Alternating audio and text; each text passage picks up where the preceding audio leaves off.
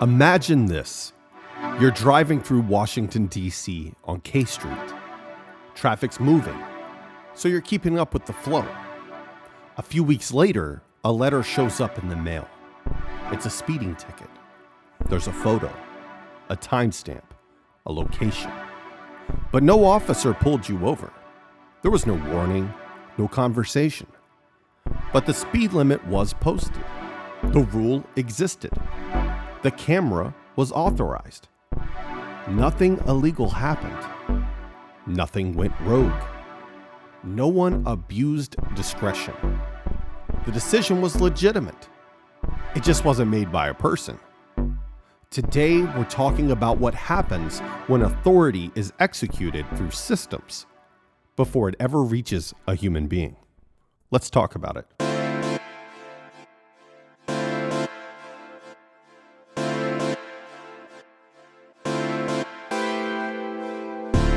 Hey everybody, welcome to Midweek Sitrep, your bi-weekly briefing on national security and the forces that shape it. My name is Jerry Fowler, and I'm your host. Every other week, I give you the context you need to see what's really going on so you can stay mission-focused. Today's episode is about the machine state. Not as a warning, not as a movement, and not as a claim that AI has taken over. This is an episode about how modern authority is implemented and how executing authority through systems changes what power feels like without changing where it legally resides.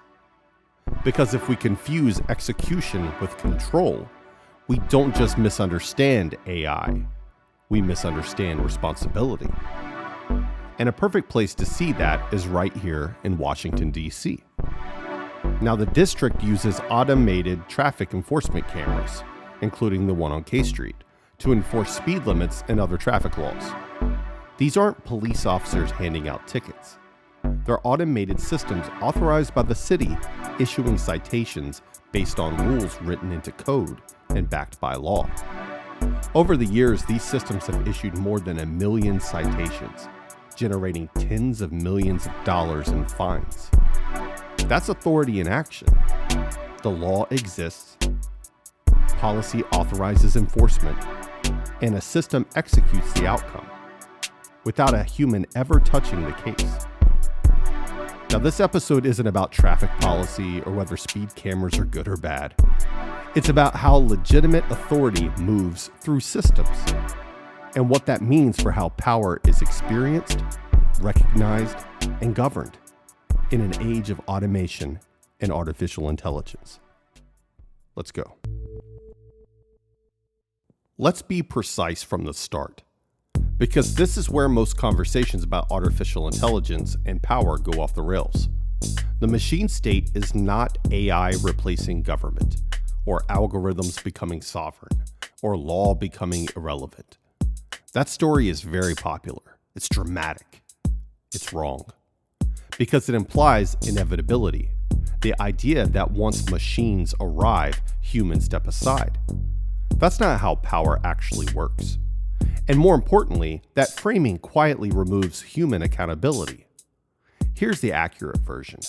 The machine state describes a condition where humans still write the law, institutions still authorize action, and policy remains the source of legitimacy.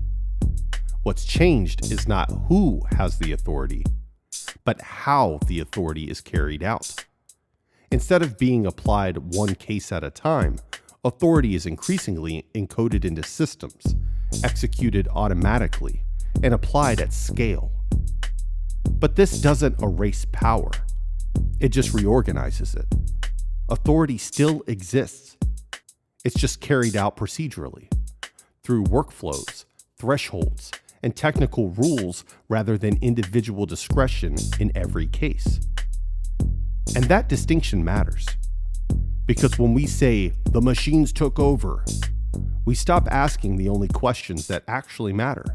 Who designed the system? Who authorized it? And who's responsible when it fails? The machine state doesn't replace authority. It standardizes how authority is applied.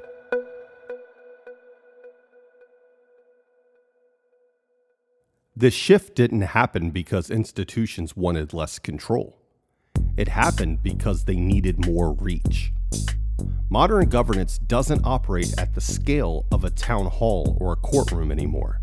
It operates across global supply chains, digital platforms, financial networks, and real-time security environments. Decisions aren't made once. They're made thousands, sometimes millions of times a day. Add that to real-time risk, complex interdependence, and constant information flow, and human review by itself becomes unsustainable. Not immoral, not incompetent, just non-scalable. So systems were introduced, not to replace human judgment, but to apply that judgment consistently. Rules that used to live in manuals moved onto software. Standards that used to be enforced by people moved into workflows. Thresholds replace case-by-case deliberation in low-discretion scenarios. This wasn't an abdication of power. It was an administrative decision. Automation became a way to extend institutional intent, enforce policy uniformly, and manage risk at speeds humans simply can't match. Now, automation didn't remove authority. It made authority scalable.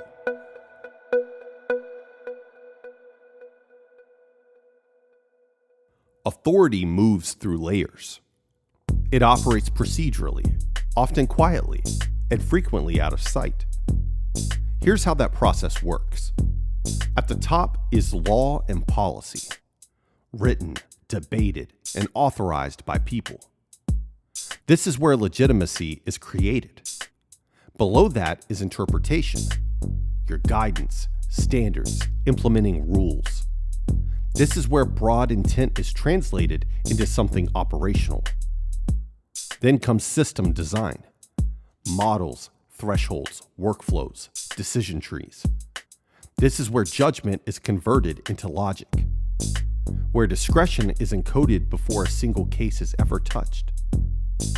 After that comes automated execution, approvals, denials, flags, restrictions, applied instantly and at scale.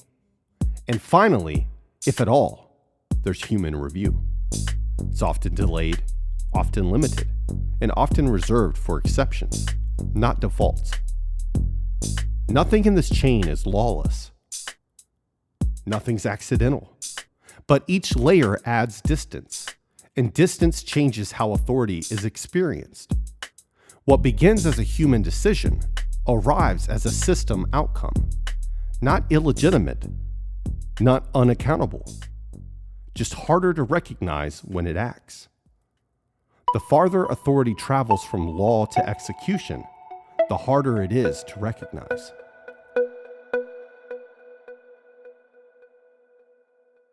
One of the most persistent myths about automation is that discretion disappears. It doesn't. It relocates. Discretion no longer sits primarily with the person at the end of the process, the analyst, the reviewer, the official making a case-by-case call. Instead, that process moves upstream. It lives in decisions like what data is collected and what is excluded, which risks are prioritized and which are tolerated, how thresholds are defined, when escalation is triggered, and when it isn't. These aren't technical choices. They're governance decisions. They determine who is scrutinized, who moves quietly through the system, and who never comes into view at all. And they're made long before a single individual case appears. By the time the system produces an outcome, most of the discretion has already been exercised. Not by a rogue algorithm, not by an autonomous machine, but by people, acting through design, policy translation, and institutional judgment. That's why automation feels neutral, even when it isn't.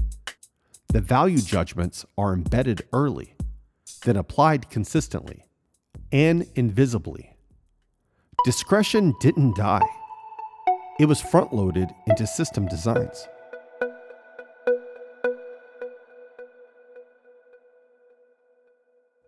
most people don't experience authority as law. They experience it as outcomes.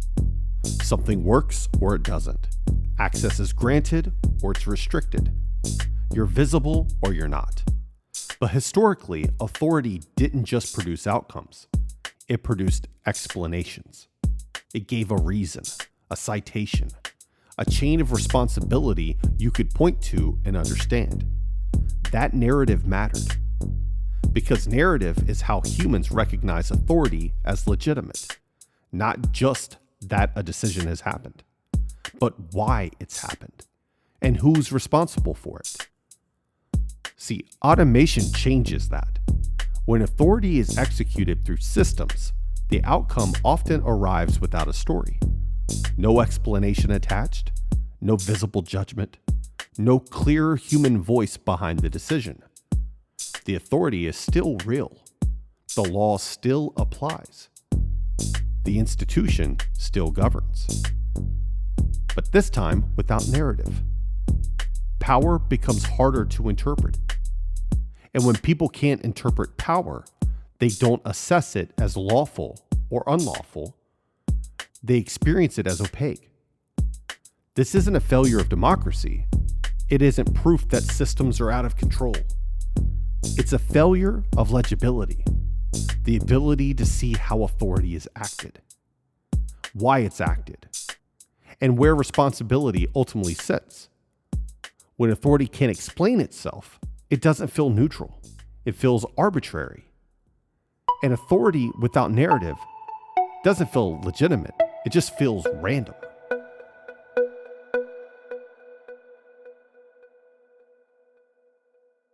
Up to this point, we've been talking about automation, rules applied consistently, thresholds enforced at scale, authority executed procedurally. But artificial intelligence changes the risk profile, not because it replaces authority, but because it introduces probability into the execution. Traditional automated systems are deterministic. If X happens, Y follows. AI systems don't work that way. They rank, score, predict, infer. That means outcomes are no longer just the result of rules. They're the result of models. And when models fail, they don't fail quietly. They fail at scale. Bias compounds, errors propagate, drift goes unnoticed, and accountability gets harder to trace. This is where governance stops being theoretical, because the question is no longer, was the rule authorized? It becomes, who's responsible for how the system learned, adapted, and acted? That's the gap AI exposes. This is why AI governance has emerged as a real discipline, not as ethics branding, not as legal checkbox compliance, but as execution layer oversight. An AI governance professional doesn't write policy and then walks away. They sit at the intersection of legal authority, technical design, operational risk, and institutional accountability. Their job is to ask questions like, what decisions are we delegating to models? Where does human override exist? How do we detect drift? Who owns outcomes when the system is wrong?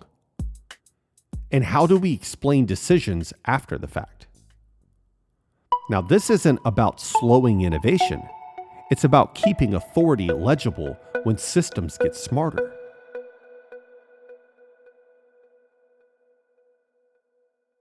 The most important shift here is timing. AI governance doesn't work if it shows up after deployment. By then, the damage is already scaled. Effective governance is designed in advance.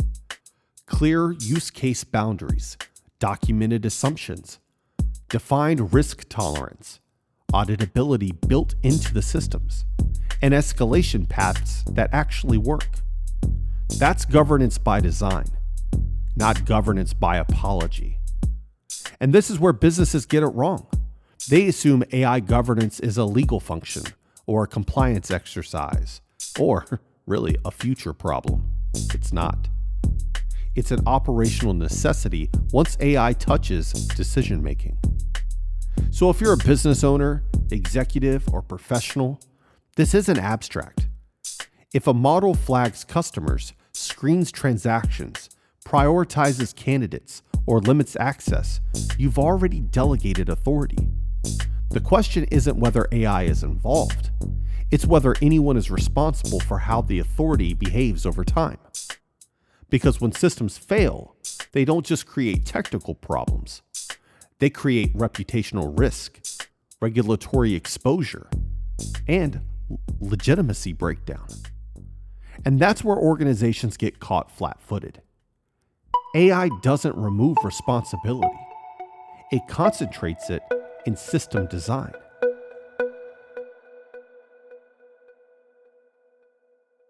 So this is the part where confusion can creep in. When people see private companies enforcing rules at scale, they assume that the state surrendered power. It didn't. What changed wasn't authority, it was just execution. Governments still define what is legal and illegal. They still set policy. They still retain ultimate responsibility. But they increasingly rely on private systems to carry those decisions out. Financial networks enforce sanctions automatically. Platforms apply content and access rules. Infrastructure providers determine who can connect and who can't. Not because companies replace the state, but because modern authority requires execution at speeds and scales government cannot manage alone. This isn't privatized sovereignty. It's delegated execution. And delegation doesn't eliminate accountability. It just relocates it. Responsibility now sits at the intersection of public rules, private systems, and technical design choices, which makes oversight much harder, but not optional. The state writes the rules, but the systems run the playbook. I think it's important to really stress this point. These systems didn't emerge on their own. They're not naturally occurring. There's no farm for them. They don't grow. They don't appear on their own. They were chosen, built, and deployed. Every automated system in use today was authorized by humans, funded by institutions, designed with intent, and can be modified, constrained, or shut down. Nothing here is autonomous in the political sense. Nothing here escaped responsibility on its own. The real question isn't whether authority still exists. It does. The question is whether institutions are willing to remain responsible for how their authority is executed once it moves into systems. Governance doesn't disappear in the machine state. It becomes more demanding. It requires clear ownership of systems and outcomes, auditability of decision logic, explanations that reconnect outcomes to authority, and real override power when systems fail or drift. These aren't technical luxuries. These are conditions of legitimacy. Because the moment institutions stop standing behind the systems they deploy, authority doesn't vanish, it fractures.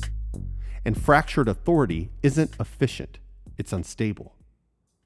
The future of authority depends on whether institutions stay accountable for the systems that they deploy.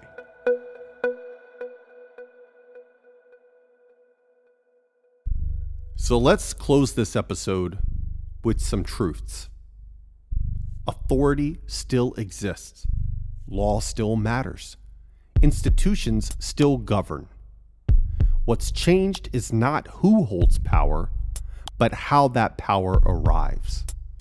It moves through systems, through workflows, through thresholds and flags that operate quietly at scale. And when authority becomes procedural, the real risk isn't tyranny, it's invisibility. Because power you can't see is power you can't question. Power you can't trace is power no one feels responsible for. The machine state doesn't absolve institutions of authority. It tests whether they're willing to own it, all the way down to execution.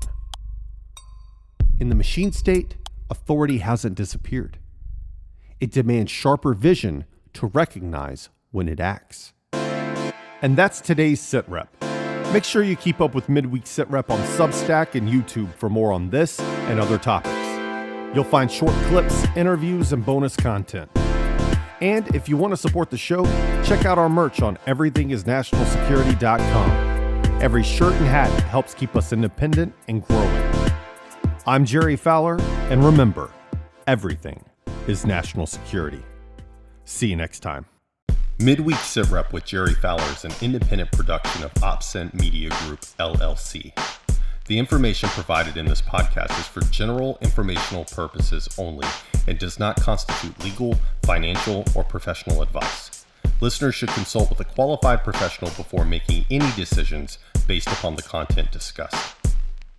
The views and opinions expressed in this podcast are solely those of the host, Jerry Fowler, and any guest, and do not reflect the official policy, position, or endorsement of any current or former employer, client, government agency, military organization, educational institution, or any other entity for which the host, Jerry Fowler, may be affiliated. Mention of a company, product, or service does not constitute an endorsement or recommendation. Any references are provided for informational purposes only. This podcast does not disclose any classified, proprietary, or confidential information. All discussions are based upon publicly available information and personal expertise. Everything's national security. Upstream Media Group, LLC.